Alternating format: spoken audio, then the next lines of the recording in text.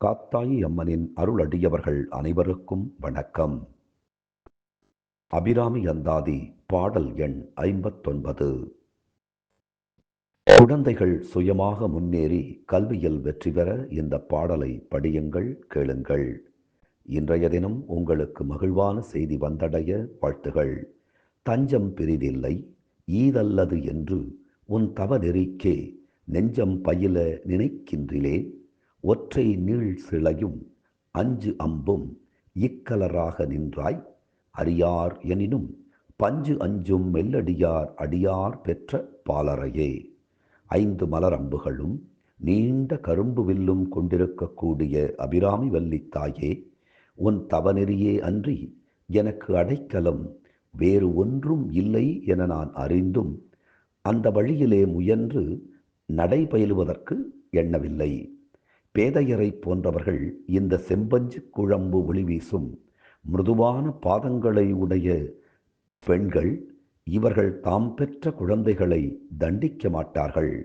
எனவே விரைந்து எனக்கு அருள் புரிவாய் அன்னையே. ஆம், எந்த தாயும் குழந்தைகளை தண்டிக்க மாட்டார்கள். ஆனால் அவ்வப்போது கண்டிக்கச் செய்வார்கள். நாம் தவறு செய்தால் நம்முடைய அன்னை காத்தாயி நம்மை கண்டிப்பாளே தவிர ஒருபோதும் தண்டிக்க மாட்டாள். நாம் அவளுடைய குழந்தைகள். நாம் சுயமாக முன்னேறி கல்வியிலே வெற்றி பெற வேண்டும் என்று அவள் விரும்புவாள். கல்வியில் வெற்றி பெற புரிந்து கொண்டு படியுங்கள். இதை எதற்காக படிக்கின்றோம் என்கின்ற ஒரு வினாவினையும் எடுத்துக்கொள்ளுங்கள். இன்னொன்று தெரியுமா? நம்முடைய தேர்வு முறை என்பது எழுத்து முறை. எனவே நம்முடைய மாணவ செல்வங்கள் வெற்றி பெற வேண்டும் என்றால் படித்ததை எழுதி பாருங்கள்.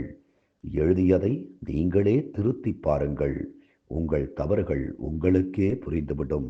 அப்போது நம்முடைய குழந்தைகள் சுயமாக முன்னேறி கல்வியில் வெற்றி பெறுவார்கள். தினம் தினம் அபிராமி அந்தாதி சிந்திப்போம். அப்படியே நம்மை அணைத்து காக்கும் காத்தாயி அம்மனின் திருப்பாதங்களை சிந்திப்போம். அப்போது நம் தீய வினைகள் சிந்திப்போகும்.